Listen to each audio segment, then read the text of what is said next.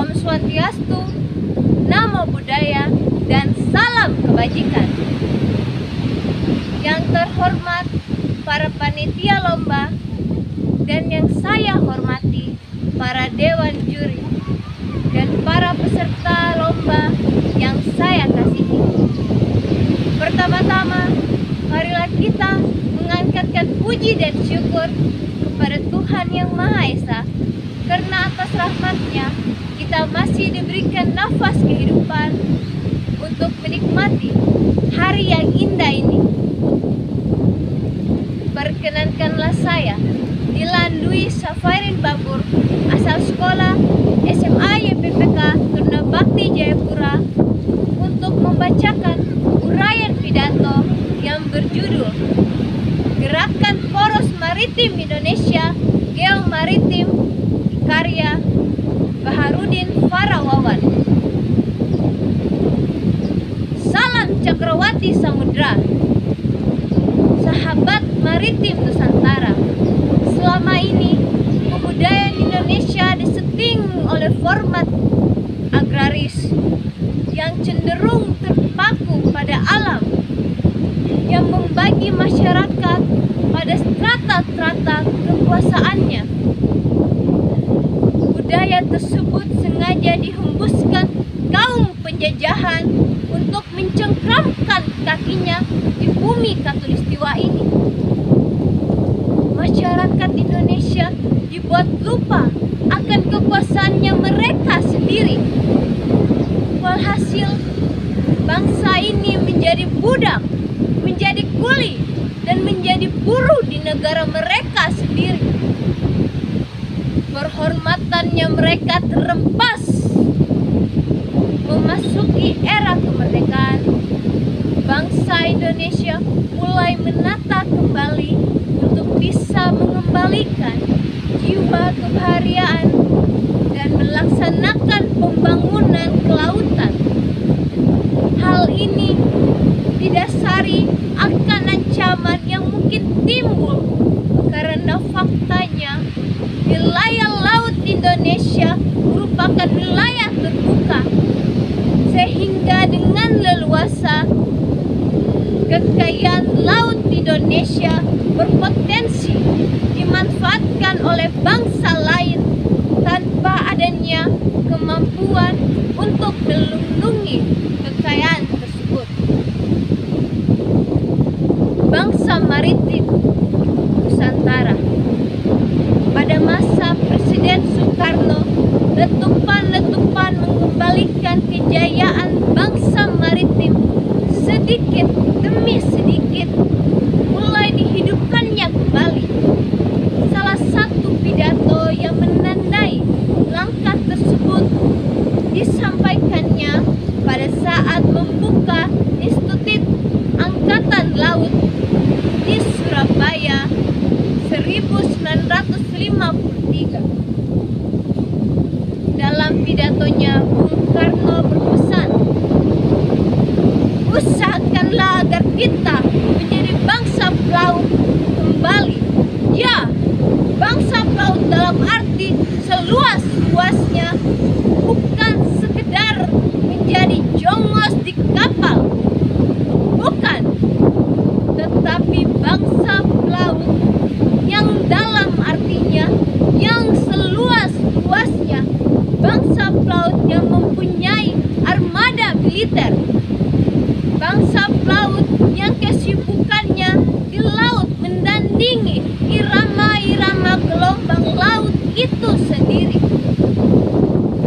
Pada masa yang sama, meneruskan keinginan Presiden Soekarno untuk mengembalikan membangun negara maritim, Perdana Menteri Juanda membuat deklarasi yang sama-sama kita kenal dengan nama Deklarasi Juanda pada 13 Desember 1957. Bagi keutuhan teritorial untuk melindungi kejayaan negara Indonesia, semua kepulauan serta laut yang terletak di antaranya harus dianggap sebagai satu kesatuan yang bulat.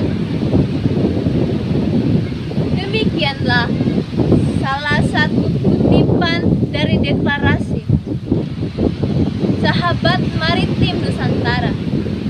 Deklarasi ini membangun wawasan Nusantara yang bertujuan untuk menyatukan wilayah Indonesia dalam satu kekuatan hukum yang menghindari desintegrasi bangsa. Deklarasi Juanda mempunyai nilai yang sangat tinggi sebagai pemersatu dan kesatuan bangsa. Berkat deklarasi Juanda, laut kini menjadi penghubung antar bangsa, antar pulau. Deklarasi Juanda menegaskan antara darat, laut, dasar laut, udara, dan seluruh kekayaan semua dalam satu kesatuan wilayah Indonesia. Untuk mengembalikan kejayaan laut Nusantara di atas secara tegas dalam pidato pelantikan Presiden Republik Indonesia yang ke-7 di hadapan peserta sidang Majelis Permusyawaratan Republik Indonesia, Bapak Presiden Joko Widodo mengatakan, kita juga ingin hadir di antara martabat dengan harga diri, dengan kehormatan, dengan martabat. Kita ingin menjadi bangsa yang bisa menyusun peradabannya sendiri. Bangsa besar yang kreatif, yang bisa ikut menyumbangkan keluhuran bagi peradaban global. Kita harus bekerja dengan sekeras-kerasnya untuk mengembalikan Indonesia sebagai negara maritimnya. Samudra, laut, selat, dan teluk adalah masa depan peradaban kita. Kita terlalu lama memungguti laut, memunggungi samudra, memunggungi selat dan teluk. Ini saatnya kita mengembalikan semuanya sehingga Jales Peva Jaya Mahe di laut justru kita jaya sebagai semboyan nenek moyang kita di masa lalu bisa kembali membahana sahabat maritim Nusantara.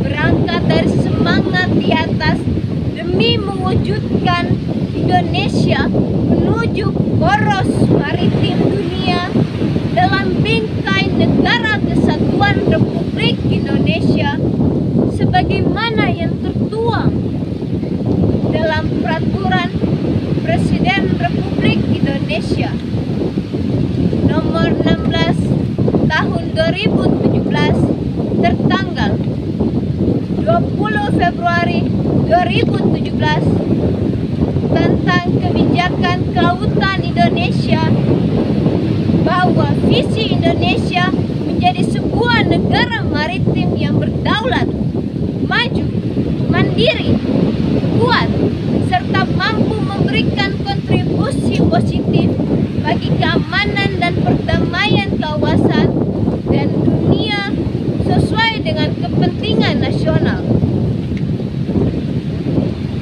Selanjutnya, dengan mengingat kebebasan berserikat, berkumpul, dan mengeluarkan pendapat merupakan bagian dari hak asasi manusia dalam kehidupan berbangsa dan bernegara dalam negara kesatuan Republik Indonesia yang dijamin oleh Undang-Undang Dasar Negara Republik Indonesia tahun 1945. Maka kami mempunyai visi, misi, serta kehendak yang sama bersepakat